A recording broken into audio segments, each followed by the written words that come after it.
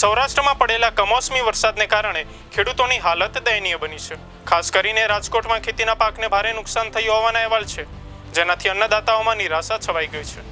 નમસ્કાર, હું છું અસારી રાકેશ અને આપ જોઈ રહ્યા છો વીઆર લાઈવ।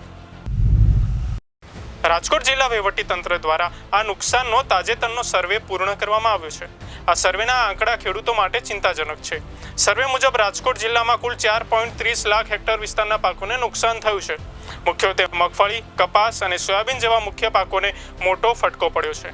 સતત વરસાદ અને ભેજના કારણે પાકમાં સડણ અને પોષક તત્વોના અભાવની સમસ્યા સર્જાઈ છે। જિલ્લા વહીવટીતંત્રએ યુદ્ધના ધોરણે આ સર્વેની કામગીરી પૂર્ણ કરી છે। રાજકોટ જિલ્લાના 652 ગામોમાં કુલ 102 ટીમો દ્વારા મેદાની સર્વે કરવામાં આવ્યો છે। આ સર્વેમાં 4,36,594 હેક્ટર વિસ્તારમાં પાકને નાની મોટી હાનિ પહોંચી હોવાનું નોંધાયું છે। કૃષિ વિભાગના પ્રાથમિક અહેવાલ મુજબ સૌથી વધુ અસર મગફળીના પાક પર જોવા મળી છે। કપાસ અને સોયાબીનના પાકની ઉપજમાં પણ મોટો ઘટાડો થવાની સંભાવના છે। નુકસાનના આ આંકડા સામે આવ્યા બાદ હવે ખેડૂતોની નજર રાજ્ય સરકાર તરફ મંડાયેલી છે। જિલ્લા વહીવટીતંત્રએ જાહેરાત કરી છે કે નુકસાનગ્રસ્ત ખેડૂતોને રાજ્ય સરકારની માર્ગદર્શિકા મુજબ વળતર આપવાની પ્રક્રિયા ટૂંક સમયમાં જ હાથ ધરવામાં આવશે।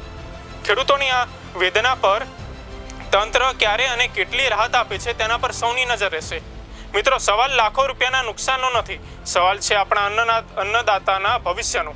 હવે જોવાનું એ રહેશે કે સરકાર ખેડૂતોના આંસુ લૂછવા માટે કેટલી ઝડપથી અને કેવા નિર્ણયો લે છે। અમે આ ઘટના પર સતત નજર રાખીશું। વધુ અપડેટ માટે જોતા રહો વીઆર લાઈવ। નમસ્કાર।